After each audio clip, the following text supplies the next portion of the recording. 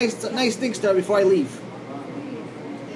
So I call my mom, and my mom is crying hysterical, and she says, "Talk to him, talk to him." And I ask her, "Who? Talk to who?" And she says, "Talk to Ephraim." Who's Ephraim? Talk to who? Talk to Ephraim. Ephraim. I don't know who Ephraim is. Never heard of Ephraim. She says, "Talk to Ephraim. He's your cousin." I'm like, "Who's my cousin? Never heard of him." He said, "Fine." He said, "I'll call you, please." I said, "Okay, stop crying and I'll talk to him. Just tell him to call me." So how do we get to Ephraim? That day, at the same time, I'm about to call my mom. My mom is going through a phone book looking for rabbis that are going to give her son, our poor son, some blessings and hopefully heal him after so many years of struggling health-wise. And she starts calling people all over the United States, all over Israel, anyone she could find. Only today, no one wants to answer. Hashem dictated that no one will answer. Eventually, she calls a number in Israel, and a woman answers, and she asks for a certain rabbi, and the woman says in Hebrew, "No, there's no such person. It's the wrong number." My mom loses it and starts hysterical crying. Imagine you're calling for an hour, you're trying to find one rabbi, no one is answering. You're crying for your son. You know he's losing it. You're seeing him, he looks like an old man, and he's always in pain. And no one wants to answer. And my mom starts crying hysterical, and all of a sudden the woman on the other side of the phone in Israel, the wrong phone number, says, "Doris," which is my mom's name. My mom says, "Well, how do you know my name? Who is this?" She goes, "It's me, Pnina, your niece." "How did I get to you? I don't even have your phone number. We've never spoken on the phone ever. How did I get to you?" Because "I don't know how you got to me, but if you got to me, there has to be a reason. Why are you crying?" "My son, he's in bad condition. I think he's dying." She says, "Well, I'm looking for a rabbi." She goes, "Well, if you're looking for a rabbi, why don't you talk to my brother Ephraim? He's a big Talmid Chacham, and he lives next door to Rabbi Ovadia Yosef, Zichrono Livracha. You'll talk to me? Of course I'll talk to you. You're the famous aunt from America." So she calls Ephraim. Ephraim is in the kollel, but his wife has him call my mom back. And Ephraim and I have never met. When I left Israel, he was still a baby.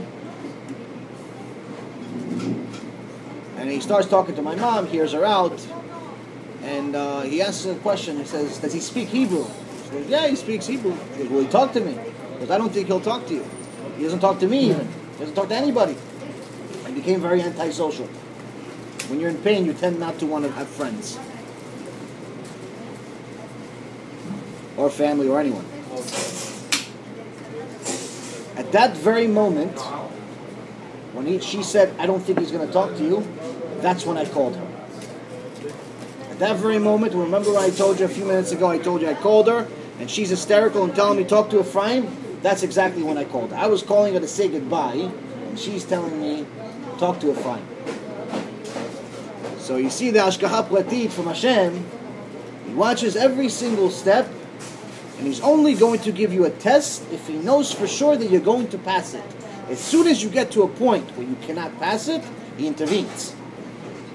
We got to that point. Ephraim calls me. I agreed to have him call me. Ephraim calls me, and we talk. And he tells me my favorite story to this day, which is the story about Judah and Tamar. And the complicated parts, the midrashim, and all these different things. And then I ask him questions, and he gives me answers.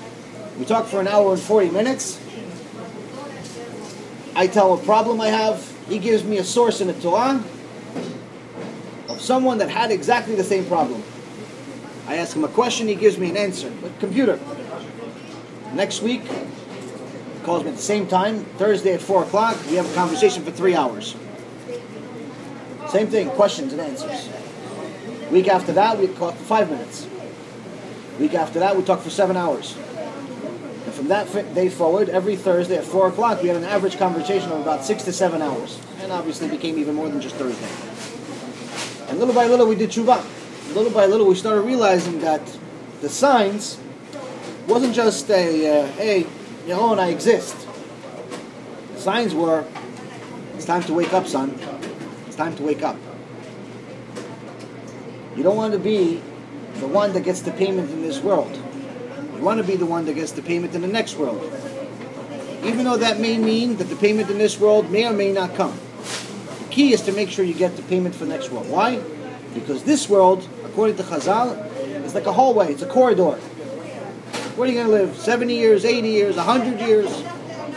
In comparison to the real life, it's nothing. Just imagine a drop of water in the entire ocean. It's nothing. So seeing both sides of the world, seeing the business world and the ultimate success that I think anyone and everyone would ever want, if they're after monetary success, we reached it. Of course, I wasn't the richest guy in the world, but Close to. very rich. Enough to buy whatever I wanted. What anyone out there that's after material wants, we had it.